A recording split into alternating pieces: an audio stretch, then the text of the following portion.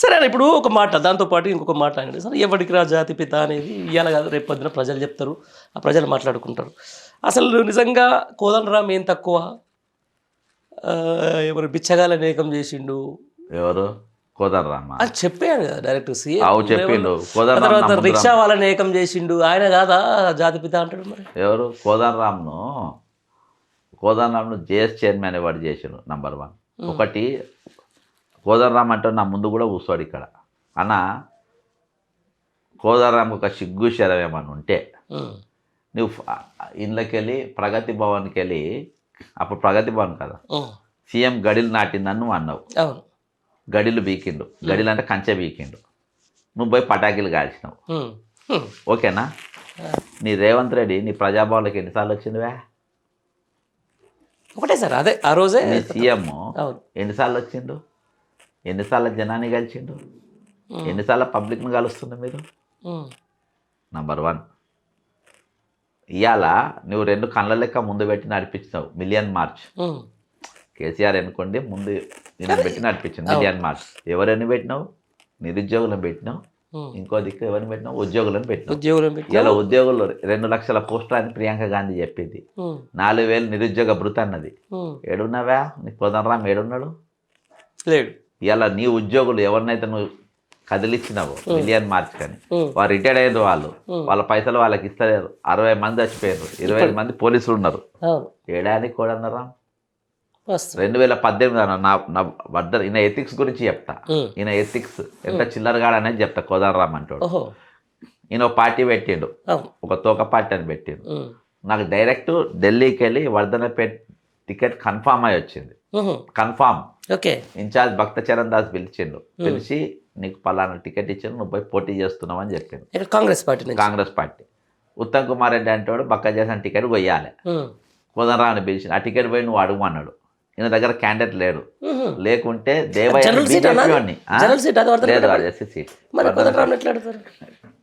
అదే ఇను అని దేవయ్య అని ఒక ఎన్ఆర్ఐ బీజేపీలో ఉన్న వ్యక్తికి, బీజేపీకి వెళ్ళి ఈయన పార్టీలో కూడా జాయిన్ కాలే, ఆ వ్యక్తికి బీఫామ్ ఇచ్చిండు.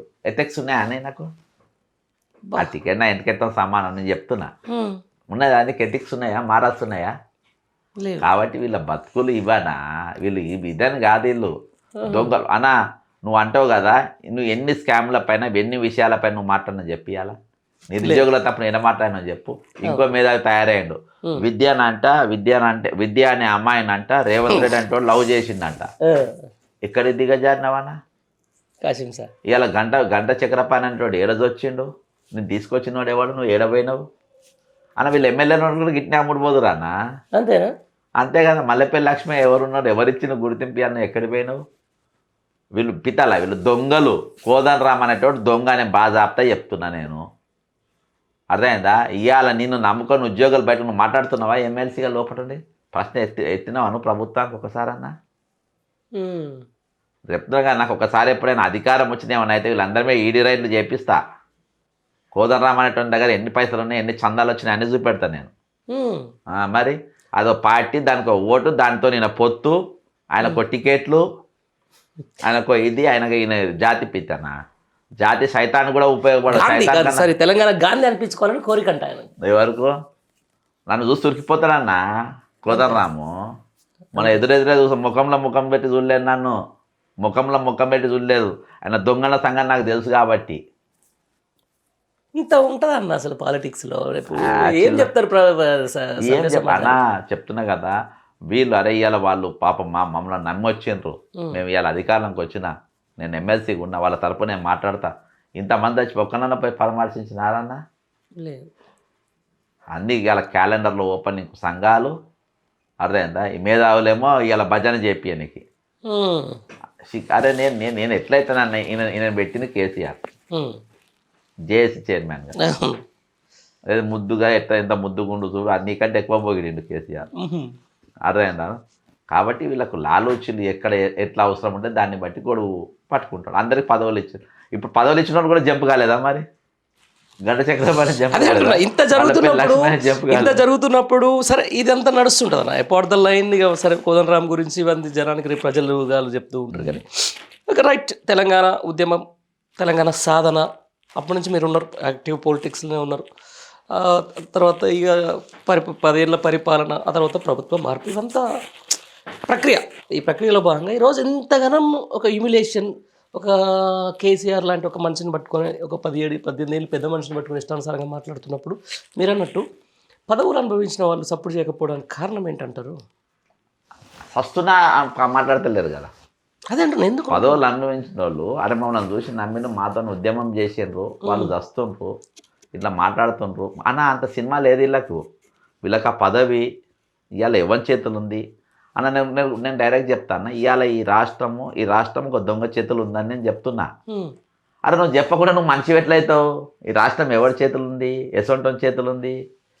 సమాధానం ఎట్లొస్తున్న బూతులా మాట్లాడేది అన్న. నేను రేవంత్ కంటే ఎక్కువ యుద్ధం చేసిన, అర్థమైందా? గత ప్రభుత్వం పైన పెద్ద యుద్ధం చేసిన. నాకు యుద్ధం చేసినాక ప్రభుత్వం మారినాక నీ వాల్యూస్ ఎట్లున్నాయి, ఆయన వాల్యూస్ ఆయన ఎట్లున్నాయి, కంపారిజన్ వస్తుంది. అర్థమైందా? ఇప్పుడు నిన్ను నమ్మి నీకు అవకాశం వచ్చింది, నీ పరిపాలన ఎట్లుండాలి, నువ్వు ఏ విధంగా ప్రజలకు అందుబాటులో ఉండాలి, నువ్వు తీసుకొచ్చిన మారిపోయింది. నువ్వు ఎక్కడ నీ దగ్గర అడ్వైజర్లు ఉన్నారు అన్న. రాజశేఖర రెడ్డి గారి దగ్గర ఒక అడ్వైజర్ ఉండే, కేవీపీ రామచంద్ర. ఆయన సింగిల్గా ఏపీని మొత్తం ఇచ్చేసి ఈయన మీద రాళ్ళు పడేటి, ఈయన మీద రాళ్ళు పడేటి, రాళ్ళే ఎవడు చూడు తిట్టేటోడే, పూలేమో ఆయన పడేది. సరే, ఇది అడ్వైజర్. నీ దగ్గర అడ్వైజర్లు ఉన్నాడు, నీ దగ్గర అడ్వైజర్కి ఇచ్చిన సలహాలేంది? ఎవడన్నారే బూతులు మాట్లాడద్దు అన్న దగ్గర ఇప్పటికీ ఆయన మాట్లాడిన బూతులు 20 మీటింగ్లలో 20 రకాల బూతులు ఉన్నాయి నా దగ్గర. 20 రకాల బూతులు, తొండల దాకా, సంచులలో తొండలు, ఎలుకలు ఏవో వేసుకోదు. అరే ఏం భాష అవి, నాకు అననికి కూడా అసహ్యం అనిపిస్తుంది. అంటే అక్కడికి దాని స్టేచర్ను, దాన్ని అక్కడికి దిగజారిన పరిస్థితి. ఈరోజు ఒకసారి మనం దిగిన తర్వాత యూ హ్యావ్ టు డిగ్నిటీ. నువ్వు డిగ్నిటీతోని ఆపోజిషన్ లీడర్తో నువ్వు మాట్లాడలే, నువ్వు డిగ్నిటీతో వ్యవహరించాలి. నిన్న అసౌద్దౌన్ ఓవైసీ మీటింగ్ స్పీచ్ విన్నారా మీరు? బైన్సాల బీజేపీ కాంగ్రెస్ పొత్తు అయిందని అన్నాడు. మరి అసౌద్దీన్ ఇల్లు కూలగొట్టకుండా, హైడ్రాలా కొట్టకుండా నువ్వు కాపాడుతున్నావు. మరి నీదేం సోపతి నీది? అదే అంటున్నా కదా, మొత్తం వ్యక్తిగత లాలుచితనము, తర్వాత ఇవన్నీ కనపడుతున్నాయి. దేశం మొత్తం చెప్తా అన్నాడు. ఇక్కడ బీజేపీ కాంగ్రెస్ పొత్తు అయింది, బైన్సాల ఒక చైర్మన్ కోసం ఇద్దరు కలిసి ఇక్కడ పోటీ చేస్తుండ్రు అని చెప్పి బండబూతులు తిట్టిండు. బండబూతు కాంగ్రెస్ని తిట్టినట్టే నిన్ను తిట్టినట్టే.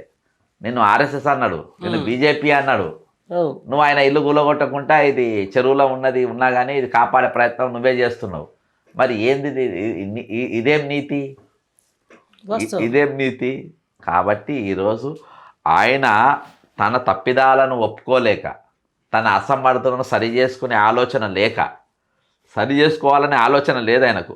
కాబట్టి ఎదుటోళ్ళను బూతులు తిట్టడం అంతే, వేరే ఏం లేదు. ఇక బీజేపీ వాళ్ళు అయితే ఆయన సోపతే, అదే చంద్రబాబు సోపతి ఆంధ్రాల. వీళ్ళ దయాదాక్షిణాలతో మోడీ ఉన్నాడని చెప్పి వీళ్ళే చెప్తా ఉన్నారు. ఢిల్లీలో మీటింగ్ పెట్టినా కానీ అంత టీడీపీ బీజేపీలతోనే ఈయన సోపతి. కాబట్టి తెల్లాలేస్తే ఈయన తిట్టాలి. అరే ఆయన ఒక ముఖ్యమంత్రి, ఆయన ఏంటిది, ఆయన నేను చేయగల? అరే నీకు దమ్ము ఉంది బై, నీ దగ్గర పవర్. నేను రేవంత్ రెడ్డిని ఒకటే అడుగుతా, నువ్వు పవర్ ఉంది, నీ దగ్గర పవర్ ఉంది, అధికారం ఉంది. గొర్రెల మీద ఎంక్వైరీ అని వేసినావు, గొర్రె బొచ్చు కూడా నువ్వు బీకలే. కాళేశ్వరం అని ఏదో వేసినావు, అందులో ఒక బొచ్చు బీకలే నువ్వు. నేను బాధపడితే చెప్తాను, నువ్వు బొచ్చు కూడా బీకలే. అదేందా? ఈ కార్ రేస్ అన్నావు, కేటీఆర్ ఇంటికే కూడా నువ్వు బీకలేకపోయినావు. అర్థమైందా? ఇక పట్టుకొచ్చి ఓ పనికి మాలిన కేసు ఫోన్ ట్యాపింగ్ అని పట్టుకున్నావు, బేవకూఫ్ కానీ అయిపోయినావు. అర్థమైందా? ఇవాళ నువ్వు 4 ఎంక్వైరీ కమిషన్లు వేసి 4 ఇట్లలో నువ్వు పీకుడు కానివి అయిపోయినావు, 4 ఇట్లలో నువ్వు పీకుడు కానివి అయిపోయినావు, నువ్వు జోకర్ కానివి అయిపోయినావు. ఇవాళ ఆయనను నువ్వు విమర్శించే పరిస్థితి అసలు పవర్ నీ దగ్గర ఉందా, ఆయన దగ్గర ఉందా? పవర్ నీ దగ్గర ఉందా, ఆయన దగ్గర ఉందా? చేయలేకపోయినావాలంటే మరి తిట్టాయనకు ఎట్లా వర్తిస్తుంది? ఆ తిట్లు నీకు వర్తిస్తాయి. కానీ అదే అంటున్నా, ఇప్పుడు ప్రెస్టేషన్ అనేది ప్రతిపక్షంలో ఉన్నప్పుడు నాయకునికి వస్తూ ఉంటుంది మామూలుగా. ఏంది పోయి ఇది ఏం చేస్తున్నారు మీరు అసలు? ఈయన